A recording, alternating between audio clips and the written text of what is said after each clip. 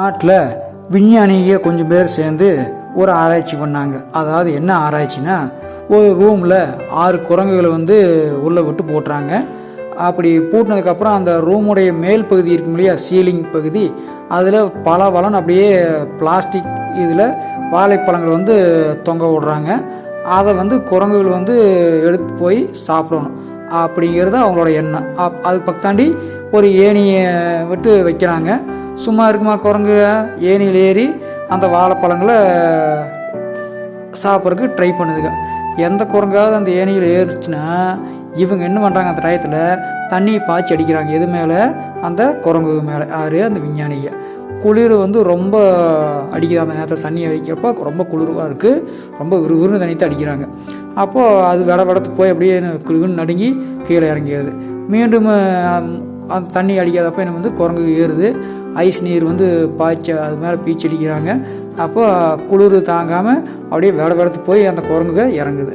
மீண்டும் குரங்குகள் ஏறுது. ஐஸ் நீர் பாய்ச்சி அடிக்கிறாங்க. குளிர் தாங்காமல் மடி இறங்கி போயிடுது குரங்கு. மடி குரங்குகள் ஏறுது. ஐஸ் நீர் பாய்ச்சி அடிக்கிறாங்க. குளிர் தாங்காமல் இறங்கிடுது. இப்படியே சில நாட்கள் போகுது. குரங்குகளுக்கு வாழைப்பழத்தை தவிர்த்து மற்ற உணவுகள் எல்லாம் குறிப்பிட்ட நேரத்தில் தர்றாங்க. அது தனி விஷயம். ஆனால் அந்த குரங்குகளுக்காக அந்த மேலே தொங்கப்பட்டது தான்.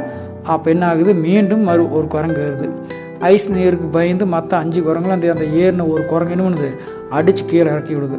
இன்னொரு குரங்கு ஏறிச்சு.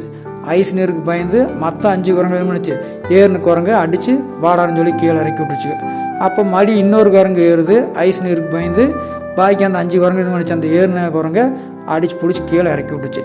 இப்போல்லாம் விஞ்ஞானி ஐஸ் நீர் அடிக்கிறதே கிடையாது. ஏன்னா அப்படி ஏறினா பாக்கி இருக்கிற அந்த 5 குரங்கு என்ன பண்ணுது, ஏறுற குரங்கை பிடிச்சி கீழே அப்படியே இறக்கி விட்டுது. அதனால அவங்க தண்ணி அடிக்க வேண்டிய வேலையே இல்லை. இப்போது அந்த 6 குரங்குகளில் ஒரு குரங்கு எடுத்து வெளியே போட்டுட்டு இன்னொரு புதிய குரங்கு விட்றாங்க. அப்போ அந்த புது குரங்கு என்ன பண்ணு, கரெக்ட் வாழைப்பழத்தை எடுக்க ஏணி வழியாக ஏறி ட்ரை பண்ணுது.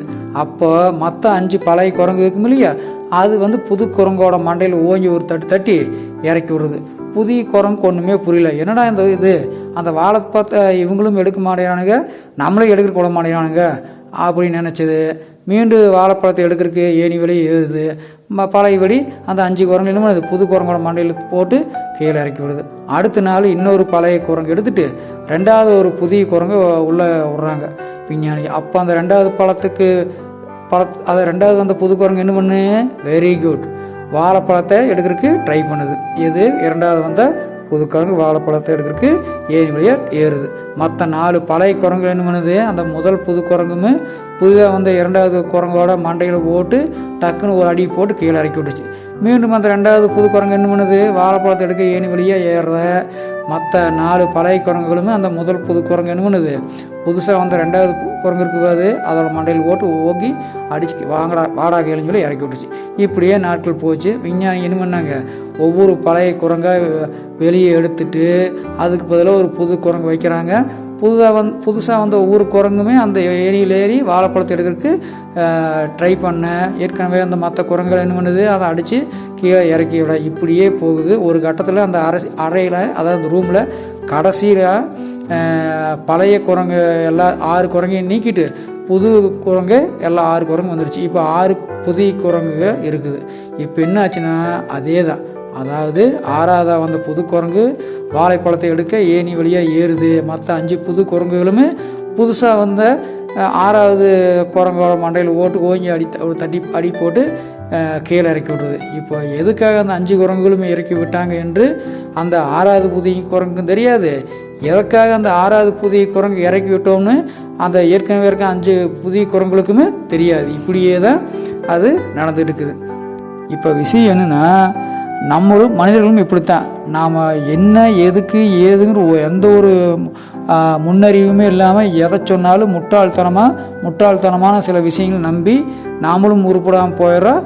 உருப்படுறவங்களுக்குமே பிடிச்சி கீழே இறக்கி விட்டுறோம். அப்படி இருக்கக்கூடாது அப்படிங்கிறக்காக இந்த கதை சொல்லப்படுது.